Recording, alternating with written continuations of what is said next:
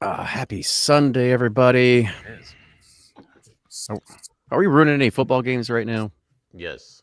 Yeah, we got Chiefs Chiefs on Chiefs right now. Chargers. So, Chiefs. Come on, guys. Yeah, I was like, is the Chiefs, are they really going to lose? Yeah. I don't care as long as they only win by 4.5 or four or less, and don't score 44 points. Or nobody has money on this, but as long as the Chiefs lose by 4 less, we are very happy. Oh, yeah. Thank you all for joining in on Sunday. I'll be heading on a plane tomorrow to San Francisco. Let's see. Blake is in Disney once again.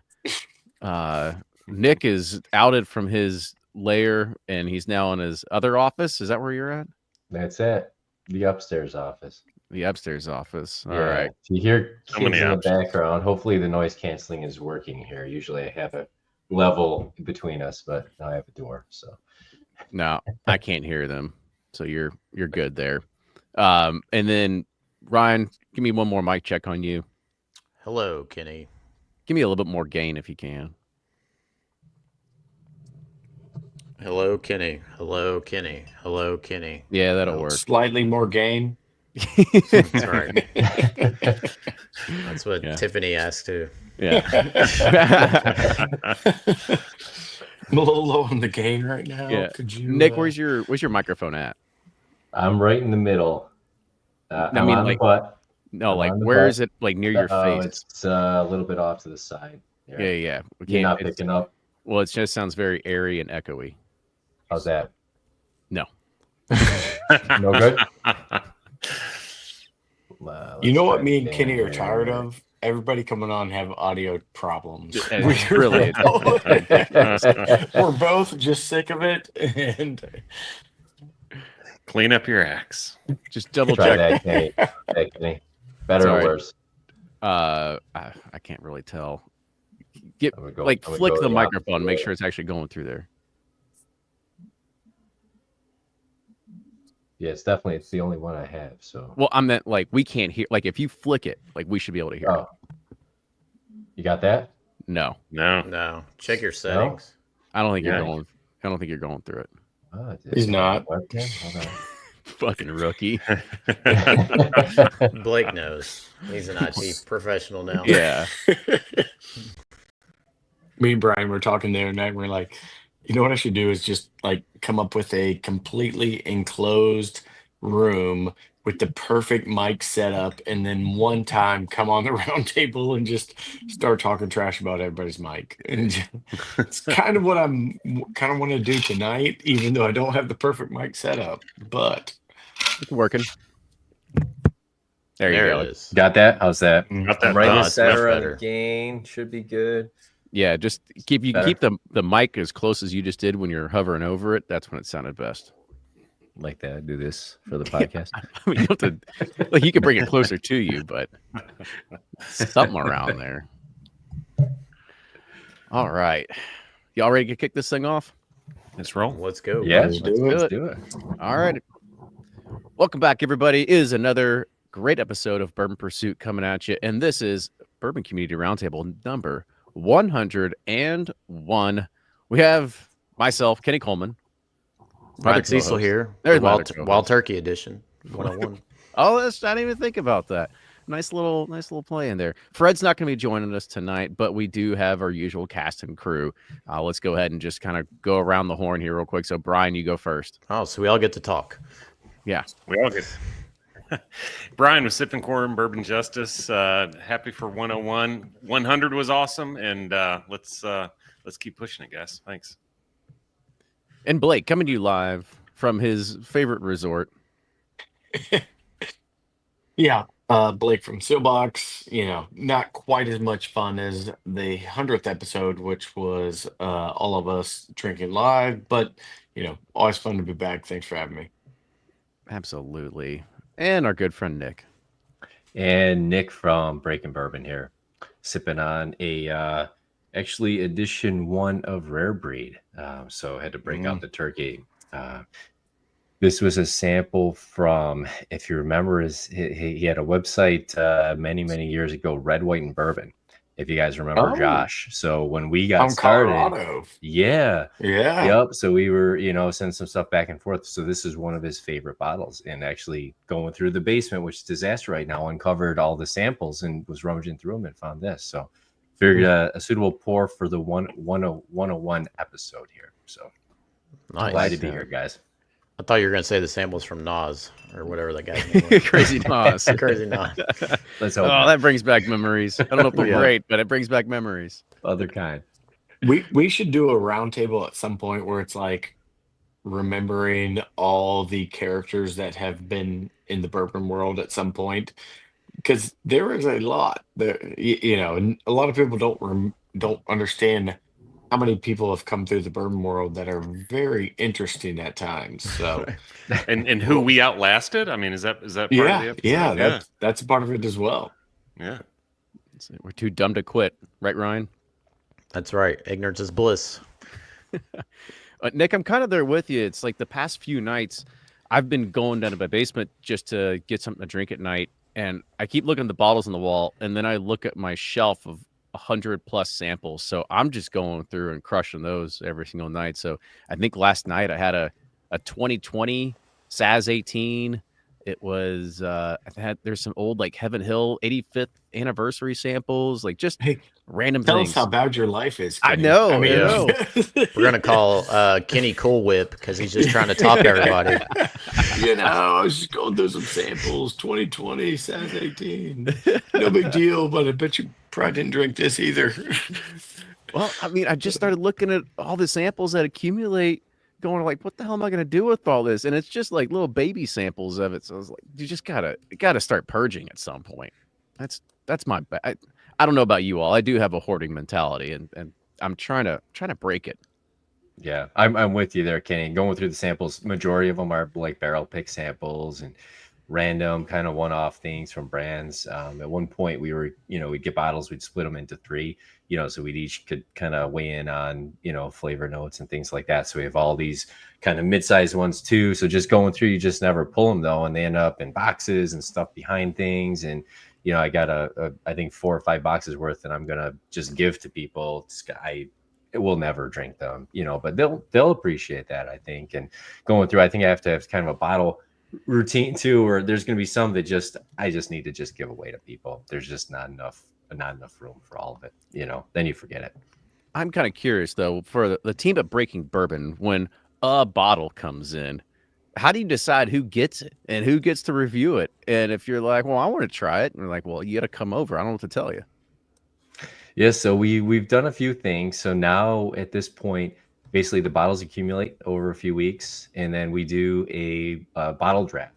So the 3 of us do a bottle draft of whatever came in. It's like fantasy football style draft, and you get your, you rotate between first, second, third pick. It goes 1, 2, 3, 3, 2, 1 like that.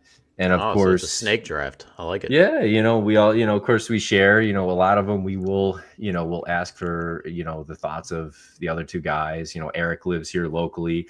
Jordan lives, a little ways away. So a little harder to do that with him all the time. But, it ends up being one of the fun aspects of it is, stuff comes in, you get excited about, oh man, I would go for that bottle, maybe they don't know it might be a sleeper, kind of thing, but it's all fun, and then we get together. It's all about trying everything together and just, enjoying the spirit, but what happens is we end up not kind of drinking the stuff from years ago that you kind of forget about. It's all always kind of the new stuff. So we're making it a point to say, look, we want to go back to some of those kind of bottles from 5 years ago, 10 years ago, and try those versus just the new stuff when we get together, in the upcoming months. So I was about to I say, like that idea. when you all get together, is there any surprise anymore, or is it just going like, hey, these are all the samples that were shipped to us, we're just going to drink these tonight?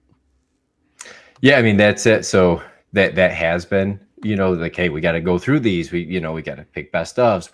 What do you guys think of this? I'm back and forth on the rating, stuff like that. So we found that we're so kind of engulfed by that it's all become kind of work. So we're making it a point to kind of have it fun again, and just that, sit around, drink 1 bottle and talk, so we're going to actually have to kind of make it a point to do that. Now, I remember years ago, I think we had like it was like a bottle of Booker's 25th, and just sat out and just with cigars and just hung out. We probably drank half the bottle. And we think back, we're like, oh, that was a lot of that bottle to just sacrifice having cigars. But I'll tell you, we never forget hanging out, having, just a good 2-3 hour chat. Don't see each other more than 2 times a year, 3 times a year, maybe. So kind of celebrate that. And bourbon's always part of that. Apropos, way to go, Breaking Bourbon. I figured bourbon would be a part of your get-togethers. Yeah, Kenny How do you doesn't know? like doing anything fun. Not with you. That's right.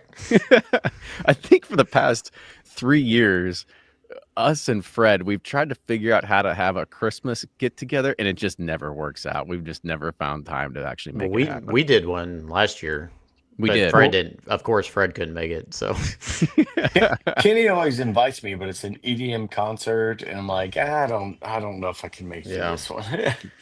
Those are the best, man. It's Christmas lights the max. All right, let's go ahead and let's start talking about our topic for tonight. And this one, I don't know, it's kind of weird, and we'll kind of talk about, sort of like our thoughts and our feelings and stuff like that as well. I'm not really reading off a press release or anything, because everybody knows the news is that Stoli and its other subsidiary of Kentucky Owl filed for Chapter 11 bankruptcy this past week. And that has a lot of the bourbon world. I don't know whether it's in turmoil, whether it's something we all sort of saw coming.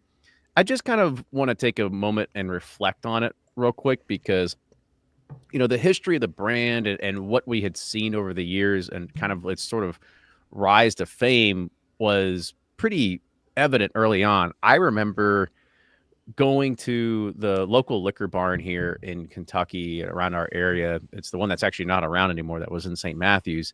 And I used to be the regular going through there. And the lady would say, hey, I got something brand new in. Do you want to try this? It's batch 1 of Kentucky Owl. I was like, how much is that? She was like $189. I was like, get the hell out of town. I am not paying $189 for some NDP brand I've never heard about, don't know anything of it. I'll pass.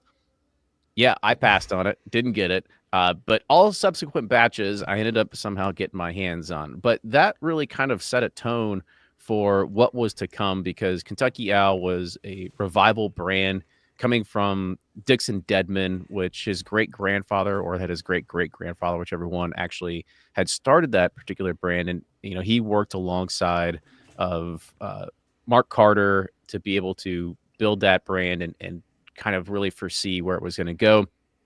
And I remember I can't remember if it was a roundtable. We usually do it towards the end of the year.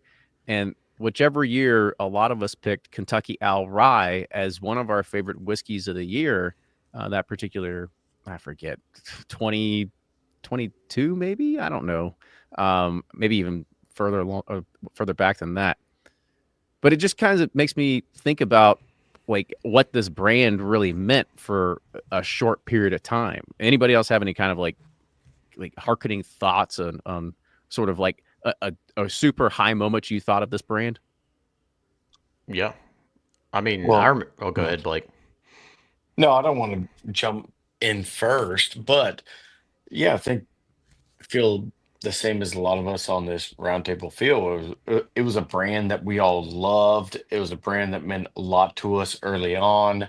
I mean, and you think about the old days, and that's kind of hard to kind of perceive right now just because there's so many NDPs, but they took an old story, they had an actual connection to it, and then put great whiskey out behind it, and people loved it, and it just skyrocketed, and they continue to put out really good whiskey. So, um, not to say that they weren't putting out good whiskey later on, but I do think something switched. They definitely were putting out more than they needed to, and it got them in this situation. But those are early days. There's no doubts about it. I think batch 6 is still one of my favorite bourbons I've ever had. Um, and batch 6 was kind of weird because it was technically, like, I think batch 3, but there were some single barrels in between. So, I think a lot of us have a connection to this brand, to the whiskey they're putting out. So it is a little crazy to see that, like, the parent company's filing for bankruptcy, all this stuff, where I still consider it a really successful brand, um, especially especially because I don't think they were putting out bad whiskey. I don't think that was the problem there. I think it was just too much, too quick, and trying to just throw everything at the wall, see what sticks. And yeah, I don't know. It's a little disappointing. Well, we'll dive into more of that. Anybody else have any sort of highs that you remember from good times of this particular line? Yeah, I mean, I remember passing on batch 1 because I had kind of the same sentiments, like, oh, it's just a sourced, probably Barton or Heaven Hill brand, and $150 or something. But then I remember seeing online how like well it was doing in like raffles and lotteries, and people talking about it. The hype factor was there, and then batch 2 came up at Party Mart here in Louisville, and I got 2 of them and opened it, and I was like, and like you, Blake, I think batch 2 is one of my favorite whiskeys. Not that I've ever had, but it's up there. It's probably in the top 10 or 15 that I've had. And in that Kentucky Owl batch rye 1 was, I mean, that thing is special. Like, I remember when creating Pursue United Rye, I used that and Michter's 10-year rye as kind of like, these are exceptional ryes that I want to, chase after, or like get our whiskey to taste like. That they, Dixon had a, great, it was a great time when they started Kentucky Owl, because you could source really amazing Kentucky barrels for extremely cheap. And, and then doing the whole double barreling thing, and then just the label, the bottle, like the story, like everything just felt right about the brand, there for 2 to 3 years. And then, when they bought it and they kept Dixon on, I thought they would keep the momentum, just because it, like you said, it was on fire. And, it's a really good case study, like, because, we, Kentucky Owl, or sorry, Stoli bought Kentucky Owl, and I don't. Are we just talking about highs, Kenny? I don't want to get into Yeah, let's keep it Yeah. high for right now. We'll kind of talk Yeah, about the aftermath here. He's about to cut you off too, is basically. Yeah, what but he's those- saying. He's but about those to Wrap first, it like, up, Ryan. those first 6 batches were some of the best, some of the best releases put out in that time frame, and it was really good whiskey. My memory is this is one that I really wanted to not like, just because it came out, swinging with such a high price. And this is back in the time frame still when I think a lot of us were like, oh, we're not going to spend more than X on whiskey. And of course, we do, and added to that even. But it just offended me.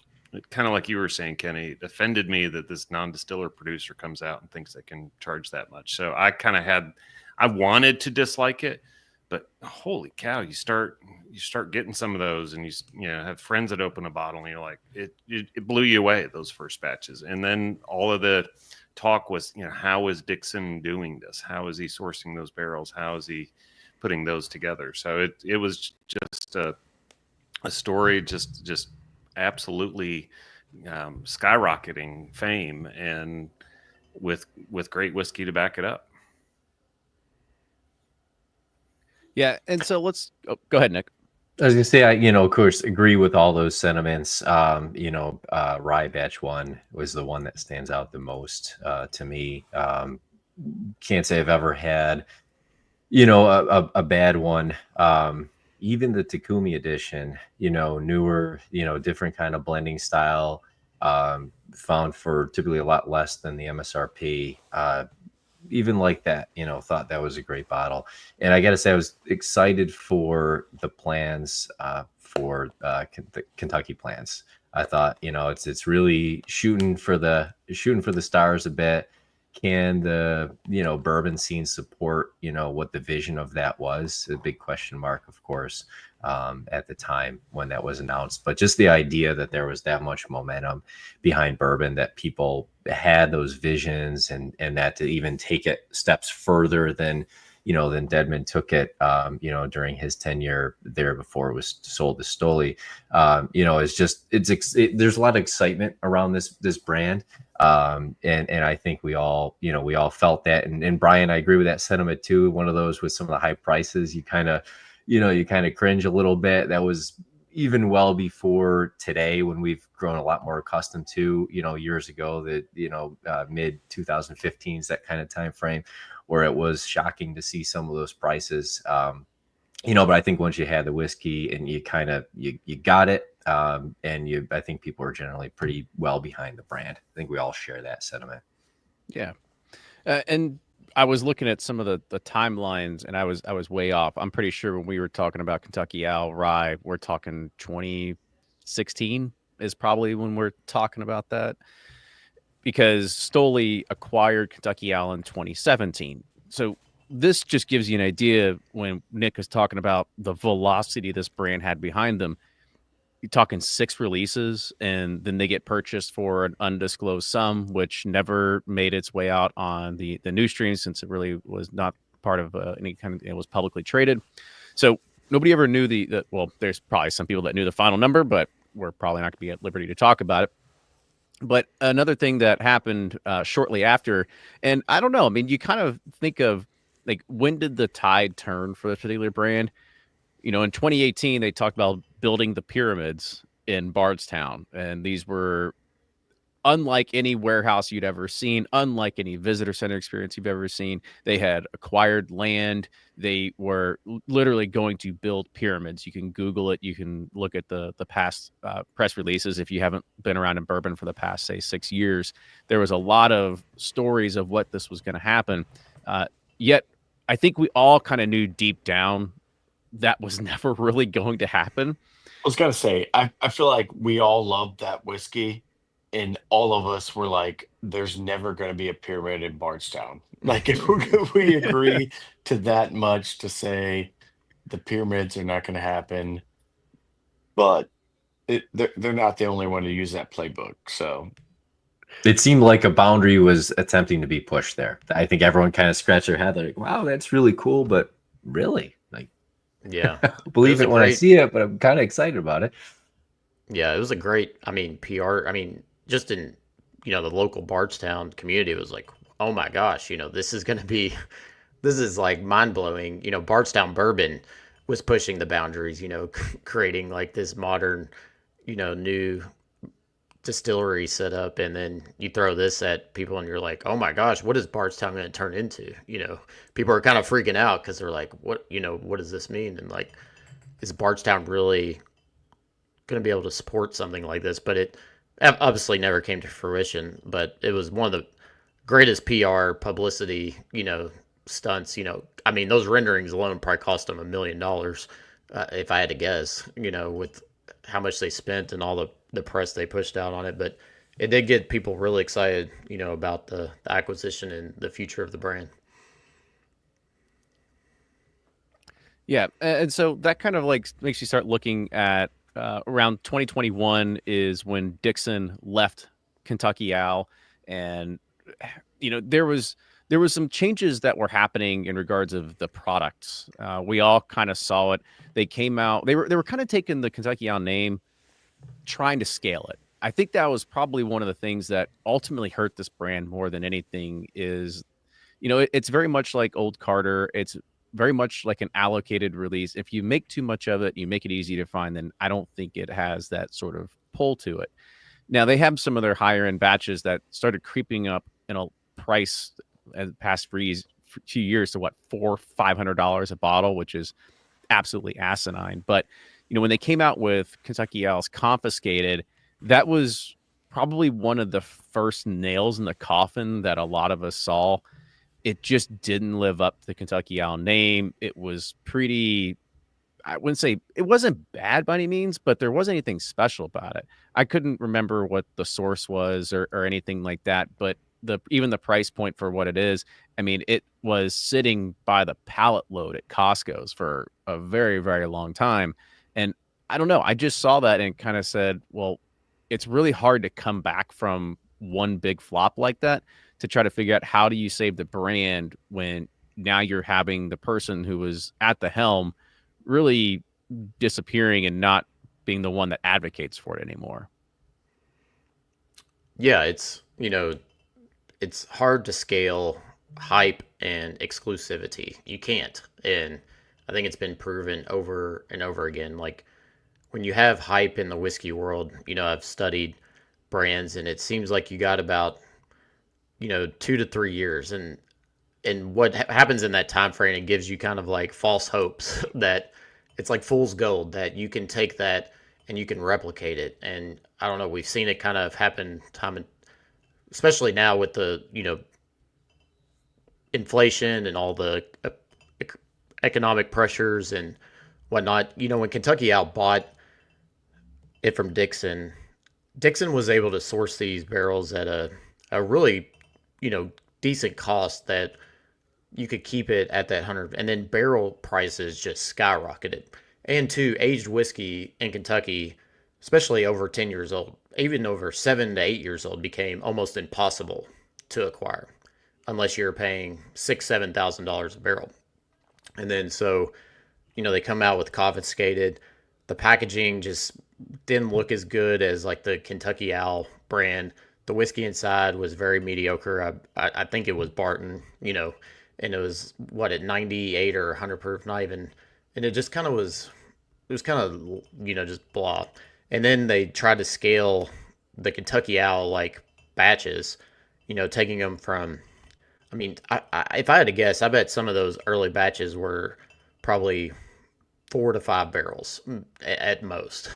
And, to take that and then start to make like a 10,000 case, 20,000 case, release of it, or even more. It seemed like more.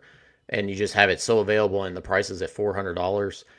I think just time has proved that you can't have a $100 plus bottle that's going to scale. You have to keep it rare. You have to keep it exclusive. You have to keep it very limited. And then they try to kind of pivot and do the wise man thing. I think if they kept the Kentucky Owl batches small, premium, and then I thought the Wiseman was pretty good for what it was.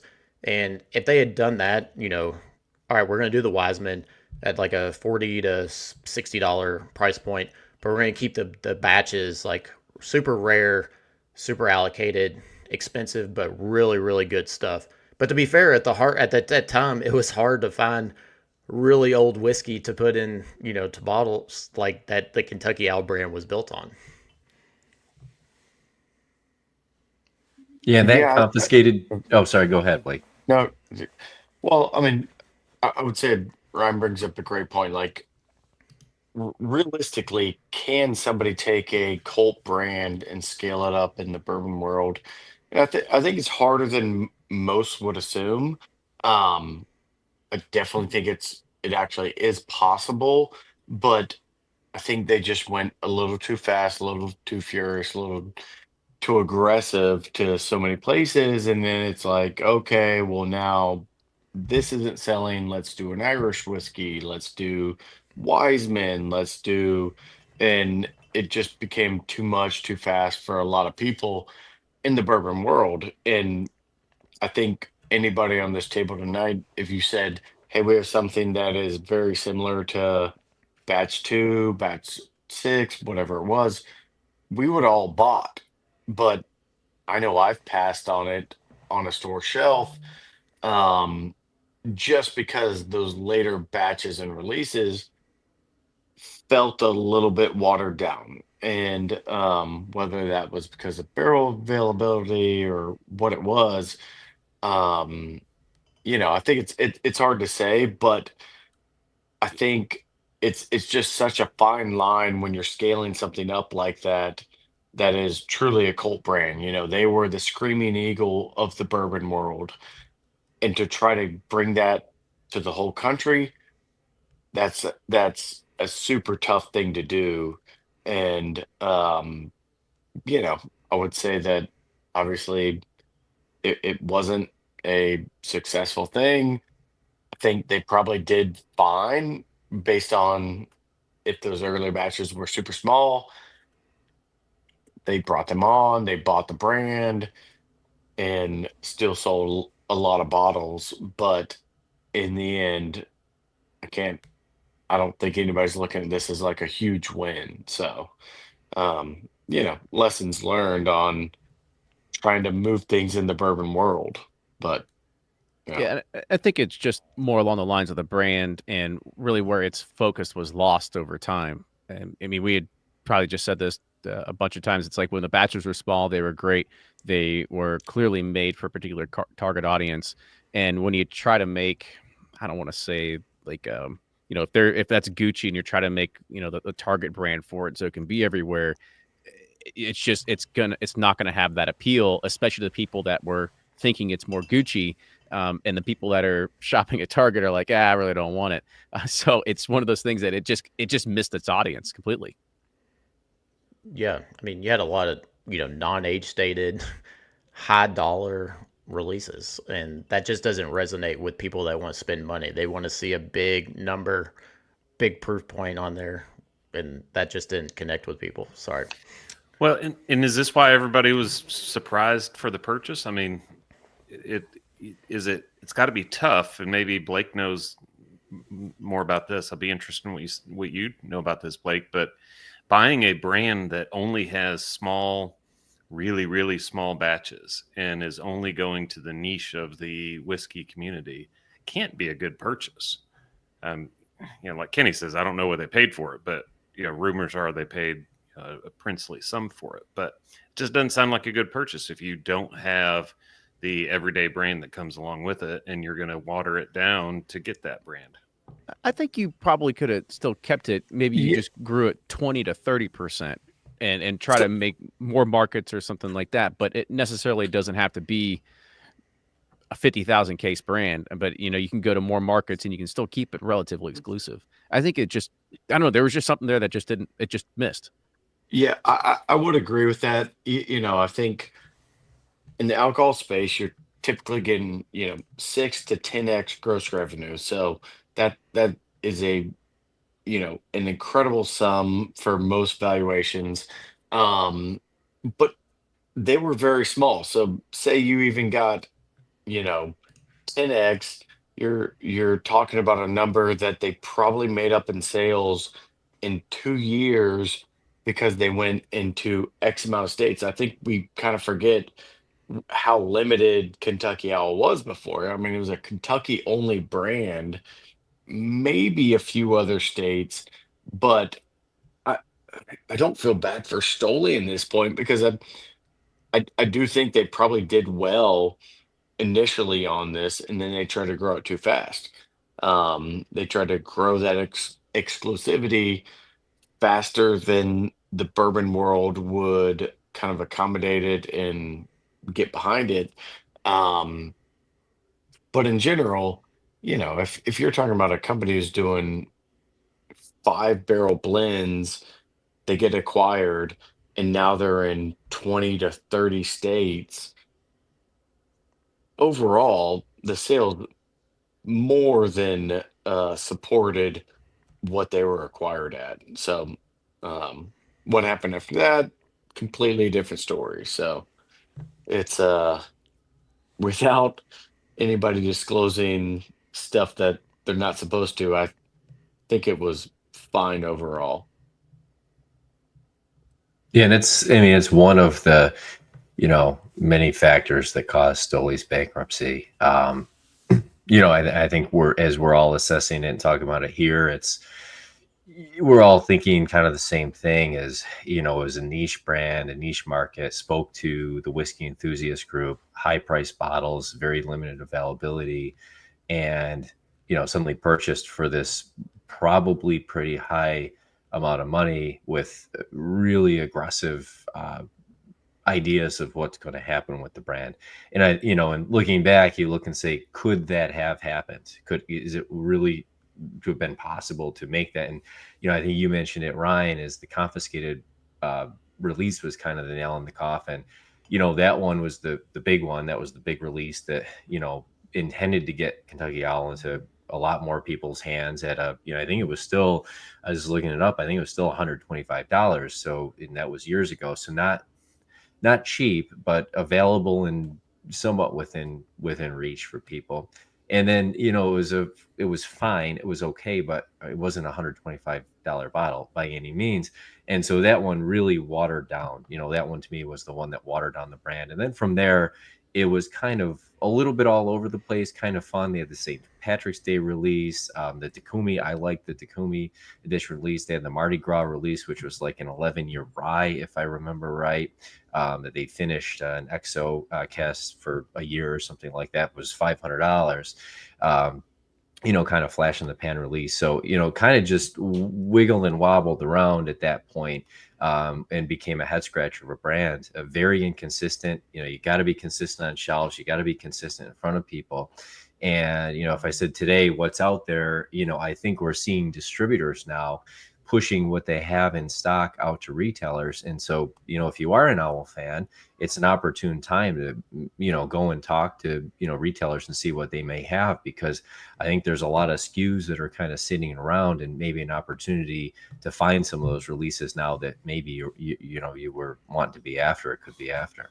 They're still trying to get rid of those St. Patrick's Day releases. Yeah, I think there's a lot more in distributors than we think here in New York, at least. Seems like suddenly there's a lot of Owl showing up, and it's showing up for lower prices. So it's an opportunity if you're, into any of those releases that you can find. Yeah. And let's not forget that there's a lot of moving pieces to this puzzle too, as Nick had mentioned. Kentucky Owl is just one subsidiary, one facet, I don't know what you would call it, of Stoli Group USA. There was other news articles that came out saying that they were affected from a ransomware attack from Russia, and so they've been trying to get out and still don't even have all their systems online even months later, which has impacted their business significantly. If we think about what had happened during the Ukraine and Russia invasion, everybody assumed Stoli was still like a Russian company, which technically it's not. All their vodka is made in Latvia. So just consumer perception probably weighed down a little bit on one of those brands. But they are a house of brands. They're not just one brand. It's not just vodka. So just to kind of keep that in mind, that they are still a large drinks organization, which ultimately played into this. But, I would venture to say that Kentucky Owl was probably taking a good chunk of change from them. I mean, we looked at their, at least Ryan, didn't you say you looked at some of their debtors and what Kentucky Owl owed? And I think you want to name off some of those if you can recall them. I mean, obviously the biggest one was Bardstown at like $5.5 million. And two, I know people want to say there's other factors, cyber attacks, whatnot. That's sure, it's part of the problem. But I mean, that company has hired some of the brightest minds in the industry, and they all have left within like 6 months to a year, just because they just didn't like the way that the vision was set. They just didn't align with what these people thought this brand could be or should be, and the people in charge, they just never lined up with those folks. And I'm not going to name names, but there was 5 or 6 guys that have been like superstars in the bourbon industry at other companies, and they all left. And two, we just being in the inner circles, you knew that even 2 to 3 years ago they were starting to get in trouble, with just rumblings of barrels coming up on the market, this and that. That's always the first sign, is when a brand's starting to put barrels on the market, that they're not able to use for themselves. That's the first sign that all right, cash is getting tight. They're trying to recoup, try to keep their brands not selling. So, there's just been a lot of things leading up to this that it really wasn't like a surprise. And obviously there's other factors, but I had a feeling from a long time ago this was going to happen sooner than later. And I'm surprised it took this long, to be quite frankly. And I guess the next question to ask here is that if you all, I'm truly kind of curious. If, let's say, Dixon didn't leave after his golden handcuffs were taken off and, he said, all right, well, I'm done here. The vision's not aligning. Let's say he still was at the helm. And let's say that we are here 4 or 5 years later, they're putting down whiskey. They're trying to scale the brand. Do you think if Dixon is still the spokesperson behind it, would it be in a better situation? Could it have been a great Kentucky Owl that we all maybe would have think it would have been? I think the real question is, and I think I'd preface this by saying we're all probably pretty good friends with Dixon. We like him, what he does. So to see him running something that would try to be pushing something out to consumers that maybe they don't enjoy seems way beyond anything that I think he would do. So no, I don't think they'd be here. And you can say it's wrong or whatever, but I think if he was running things, he would kind of see what's happening in the market, see what's happening with sales, and say, hey, maybe we scale things back here and there, maybe we don't push it. But that's an overall question of like, can something really scale up once it's acquired? And I don't know, it's super hard to do. It's not a bourbon question. There's this happens in all kinds of industries across the market. But I don't think if Dixon was running it, it would be at the same point. So um I'm just y'all kind of can curious if you all think yeah. like this one guy could have completely changed the trajectory of the brand. I mean, yeah, I think if they had listened to him and followed his strategy and what worked, and of course they're going to want to scale it to make their returns back. And, there was probably a good middle ground where, okay, here's Stoli's vision that we want to pump as many cases out, quality be damned. And then Dixon's like, no, we have to do everything at the sake of quality, which I think that was his vision. And but I think there would have been a middle ground, and if they would have listened, I think things would I I think they would be different if. But the thing is, they didn't listen to. I don't think they lined up on vision, so I don't think this question necessarily makes sense because there was never. I don't feel like there was ever probably uh, a symbiotic relationship between the two of what Dixon thought the brand should be or could be and what they wanted it and could be. It just never lined up. And I think that's why it's impossible to answer this question because I don't think they ever lined up. And they never line up. I mean, I see it time and time again. Kind of to Blake's point, you see this in every industry. When someone gets bought out, and you've got the visionary original person who started it all out, they're not going to last at the new company. It's super rare that ever works out. That they stay at the helm. They continue to be the one with the vision. They are going to separate, and that's why they always have non-competes in place and why they can't go places, why you got to go fishing for a little while. But they always break up, and the company always takes it in the direction that they were going to head. So tough question to answer, but just to make the point, it's not just bourbon. This happens in whether it's no matter what industry it's in. If you ask the question, did the Kentucky Owl brand have the legs and momentum for someone else or a different plan, maybe Dixon's plan, to make it the bigger, widespread, company that Stoli, of course, had the vision of in general that it was more widespread and of course, selling a lot more bottles. And I look at brands that are the kind of carefully curated blends. Barrel comes to mind. Very, very carefully curated blend by blend. What's going on with it. They're the people doing it are in touch with the consumer. I think Dixon could have kind of kept that line of being in touch with the consumer, being somebody who really enjoys bourbon himself. I'm excited for his new brand, his 2XO brand. Very curious to see where that goes. But I think losing that touch with the consumer, which I just don't think Stoli had, I think you can make any brand good if you have that, and you just have to keep pressing with it, and having him continue to be there and involved, could have kept it better on course. But could it have ever been from what it was, that vision of what they had? I'm not sure. Again, you get that limited release question of, if every release is a limited release and it's accessible, do people really want it anymore? And Stoli was kind of fighting this weird uphill battle that I'm not sure they understood at the onset with that. I'm not sure if anybody could, make that happen with a brand like that. Yeah, and I think with any brand, it can't depend on one person.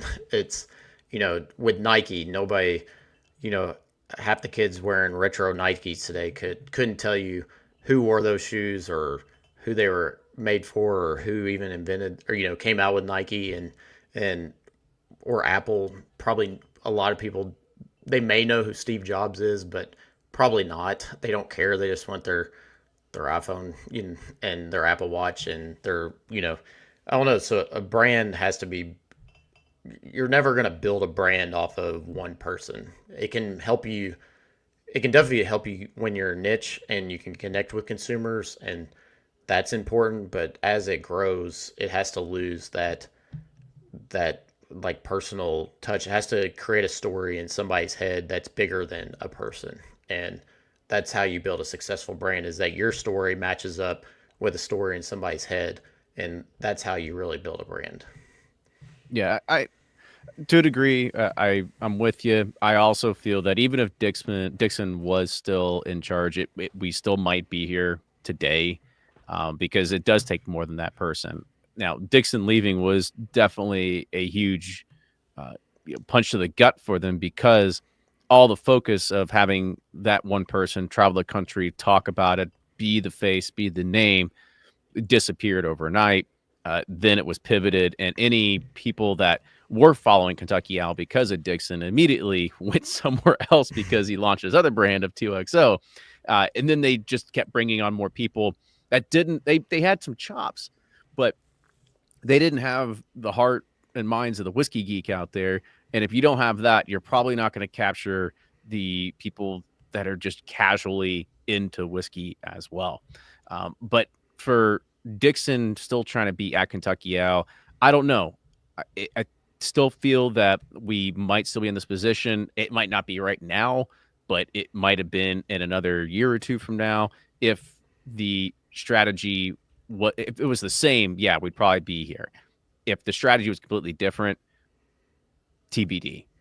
But as we had mentioned earlier, when you're coming out with St. Patrick's Day releases and other sort of one-offs that you look at it and you're going, why is my Kentucky Owl label green?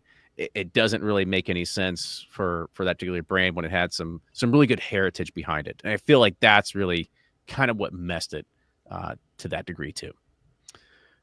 And then to kind of wrap this up a little bit, some sort of predictions on what we think is going to happen now that Stoli has started to think about restructuring everything. Do you think that Kentucky Owl and its assets and the brand name will be up for sale for somebody to come and swoop it up? Yeah, I think they will. I think part of it is Stoli has got to look at this and say, is this really the brand that's going to get us the legs to get there? And it wasn't before. Why would it be going forward? I would see it more likely to be up for sale and sold than trying to revitalize it. If I looked at those two paths, that'd be my guess. Yeah, the damage has been done. I mean, it's going to take probably 10 years for people to forget, what's been done, and a new round of consumers. I feel like you can bring it back. The packaging, I was looking at it earlier. I mean, I absolutely love the label. Like, I think Sherry Carter designed it, going off. And it was such a great label, and it's a great looking bottle, but I just don't know in the mind of consumers that they trust it. And I think it's going to take minimum of 5 years, maybe 10 for people to get the bad taste of their mouth out of it. And then somebody could come along, and do something like freaking Old Commonwealth or Kentucky Nectar or something, where you just source high age whiskey and bring it back. But, I think there's value to it, but you're gonna have to sit on it and wait to do something with it. I mean, unless somebody that's a rising star, superstar in the whiskey world buys it up, does something cool with high aged whiskey and whatnot. You can buy probably some 15, 16-year-old wild turkey and put it in, and people will buy it right now. That was made by Buffalo Trace, and people would buy it. But I'm just teasing. But yeah, I don't know. I think it's going to take a while for people to get their bad taste out of their mouth. So I will agree slightly with Ryan's last comment, but disagree with most. I don't think it would take all that much. I think the brand is still strong. I think branding is very undervalued in the bourbon world. And if you put a Kentucky Owl with an age statement out there, like a 15-year right now, I think you'd have people incredibly excited for it in our space. In our space, I mean like the whiskey enthusiasts, the people who are the kind of 1% of the bourbon market. Um, so I don't know, but it's a very interesting one to me for sure. I think we talked about the old Carter um stuff on a previous episode. Between that and Kentucky Owl, I think those are two incredible brands. And what happens with them is I hope it falls in the hands of somebody who really understands this world. Um, don't know that it will, but in general, I feel like somebody came out with Kentucky Owl and was like, "Hey, here's what's in here. It's very limited." I think people would get behind it. So don't know that that will happen, but I think that turnaround could be a lot quicker than most would think if the turnaround is back to like that initial pursuit of smaller batch, 6, 8 barrel blends, not the massive nationwide following and release. But yeah, we'll see. We'll see what happens. To Kenny's question, I think it does get sold. And I think that's the only way to turn it around, just to kind of blend some of those together. It's not going to be Stoli that can turn it around, I don't think. And I think they're probably going to figure that out. And as they're refocusing and trying to stay afloat, this strikes me as an easy thing for them to get rid of and get some money into the bankrupt estate. Well, there's a brand that can be created every second.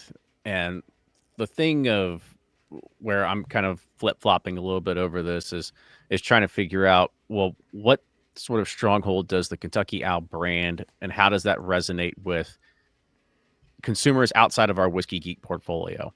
Now, if there's a lot of people that are only really whiskey geeks that are buying it, I think the brand's tarnished for a very long time. I say put it to bed for another 100 years and then let somebody else take care of it after we're dead and gone.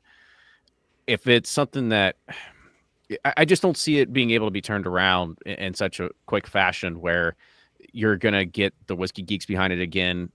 You're definitely not going to get the average consumer behind $200 or even $100 bottles. Like, it's just not going to happen. So finding a way to build that consumer trust, even at the whiskey geek level, I think it'll be incredibly hard, if not impossible. Even if Dixon brought it back, it's been in Stoli's hands and fucked up for longer than what Dixon even had it. So I don't see even Dixon having it being able to turn it around and right the ship. I just think it's dead. I don't think it's going to have the consumer trust that it ever did have in the very beginning. But I mean, Oh, go ahead. Okay, sorry. I do agree with Blake. Like, if somebody came out, kept it small, niche, online sales, yes, that could be a home run. But you have to remember, distributors and retailers are going to have a bad taste in their mouth, and it's going to take them a while to get over this. Like, to be like, oh, well, I brought this crap on for years and it didn't sell. And so you're telling me, and the worst selling segment in whiskey right now is over $100, and that in the on the retail shelves. I'm not saying online, whatnot, but in the 3-tier system, and that's just going to take a while unless things just change in the market, which I don't see for the next 2 to 3 years. I've got people just rushing to go buy $100 bottles. I don't know. It's just gonna be tough to it. I wouldn't do it if I was an investor, unless I was gonna keep it really small, boutique niche, like Blake was talking about. But here's the thing: there's no way Stoli's going to sell this and thinking that they're only getting enough, and whoever's buying it is not going to be like, oh yeah, I can't wait to put out 5-barrel releases. No, they're not getting it for $100 for the label. I mean, they probably have to pay $1 million or $2 million, and there's no way that they would think about doing that and then having to recoup that money for 5-barrel blends. Ain't gonna happen. So it's kind of my question is, we're all thinking of Kentucky Owl as the, pretty high price, pretty high quality, pretty high aged Kentucky whiskey, Kentucky bourbon, rye. And people who know it know of high priced bottles. I mean, for the most part, that, and in a lot of cases, they probably didn't buy and don't even really have any connection with it. So is there a place for a Kentucky Owl to be a sub $50 heritage brand? There's a lot of history there that could be told. I mean, I'm thinking of, kind of Green River's strategy with, pretty accessible releases that, you don't see many putting out sub $50 releases, but they're doing it. So a, brand that has high distribution, or someone that has high distribution that can get them into those channels quickly and do a sub $50 brand. I mean, that, does Kentucky Owl have the ability as a brand for that to work? No. I'll say it. No. Yeah, I would agree with that. No, I mean, I think they have to target that higher end market, lower velocity, higher sales price. But it's something that you got to thread the needle on. It's I don't think anybody thinks it's a super easy task, but somebody comes in and kind of gets the right market and everything. I don't think anybody's dying for a $50 bottle of Kentucky Owl. Like, that should be a premium product that everybody chases after, and it's incredibly good and incredibly high end and incredibly not everywhere, which I think is the biggest problem with Kentucky Owl right now. Is you can go to Costco, you can go wherever, and it's sitting on the shelf. And I think that's the biggest detriment to it right now. So, could that change with the new owner? Maybe, but we'll see. Investors, possibly you. So, if anybody wants to invest right now, I think Brian, as my attorney, has. Sign him up. All right. Yeah. All right. Well, I think that's going to wrap it up for this. Unless anybody has any closing thoughts, feel free to interject. But, this is kind of a tumultuous time, of course, for Stoli and Kentucky Owl. Like I said, I'm glad we kind of touched on the very top of the show, sort of the highlights, what we loved about the brand, a little bit of the history and the timeline for anybody that has been following this. If you have been listening to the podcast for the past 10 years, then you might have missed a few things. But that's going to be a lot of information on how we got here. And of course, if you're even interested, you can listen to 2 of our podcasts where we actually had Dixon Dedman on talking about Kentucky Owl in those very, very early days. But let's go ahead and let's wrap this up. So Brian, let's start with you, buddy. Yeah, good topic here. Appreciate everybody. Brian was sipping corn and bourbon justice, and just one thing I wanted to add on all this, there's been some people on social media who are kind of celebrating brands going down. And I just want to say out loud, that's bullshit. Come on. I mean, let's root for these brands. And that's all I got to say about that. Cheers, guys. Yeah, there's something about our culture that loves to revel in others' misery, and I don't think you're going to get rid of it. But you're right. Yeah. It's hard to not, kick a man while he's down, but it's just part of the culture. Yeah, it's sad, really. It really kind of sucks because Dixon's a good friend. It's a great brand, and you just hate to see it get to this point, but it is what it is. Mm-hmm. Blake, go ahead. Yeah, Blake from Sealbox.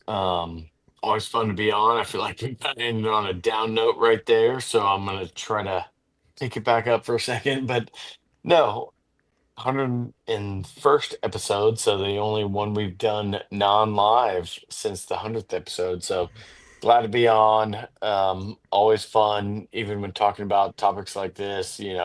Nature of the bourbon business at times. But yeah, thanks for having me on. For sure. And Nick. Yeah, Nick with Breaking Bourbon here.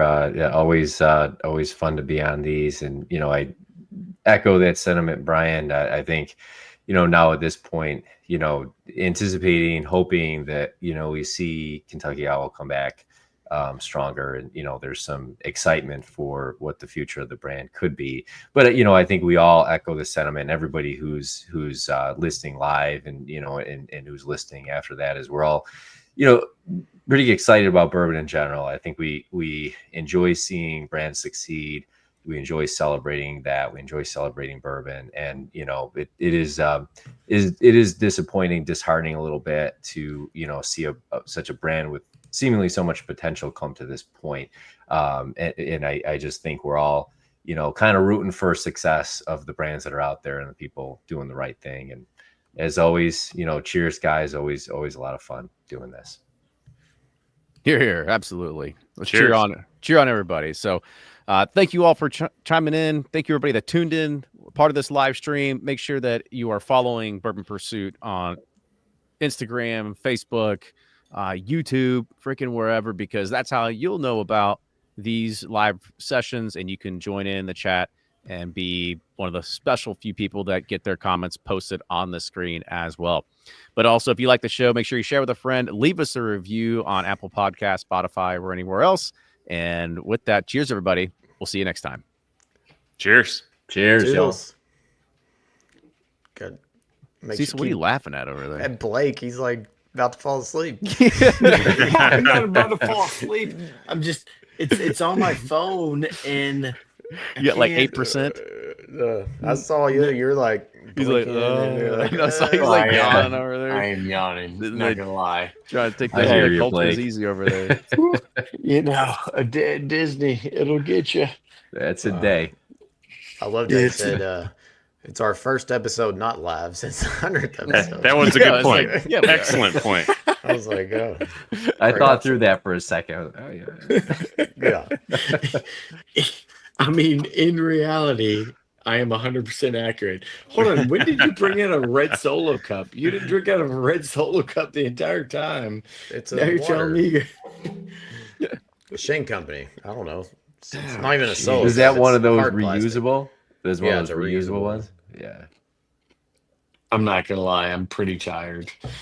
You look like it. You've been having too much fun in the pool in the sun today. Yeah. Oh no. I mean, yeah, you too prefaced much it when you fun. got on. Said you had a lot. You had too much to drink. Yeah. He's getting sleepy. Yeah, I wish I could blame it on that. I couldn't tell. Anyway, You Yeah. kept it together. no, One you of did those good. Disney Knob Creek picks, just walking around the park with it. Y'all making me feel so self-conscious about my Disney live streams. Glad you make it. Tell Danielle, thank you for giving us your I hour. will say, I don't know. It was kind of it was a tougher topic to not like be like, all right, I've had a drink. I can go and talk about a bunch of stuff. And at the same time, be like, okay, that's not the best route to take. I think there's a lot to this thing. We're still live, right? We're still live, but we can cut it because I gotta Yeah. get going because I gotta be in San Francisco tomorrow. So I think we'll there's go- a lot to this thing. Well, hold on. that- Let me just go ahead. We'll For sign off. those who are still listening, I think it's more than this brain tried to go too fast. Like, What the fuck was that? I would That's say- your teaser for the episode, Kenny. Oh Jesus! yeah, All right. I would say the brain tried to go too fast, too quick, and that's the ultimate downfall. I think you just repeated what we had talked about earlier, but yeah, I get it. But to my point, it's Kenny. It's Kenny from Bourbon Pursuit right now. And, All right, everybody, you all stay on. All right. Everybody that's on the chat, thank you for staying with us. We'll be back again next month. Cheers. Cheers.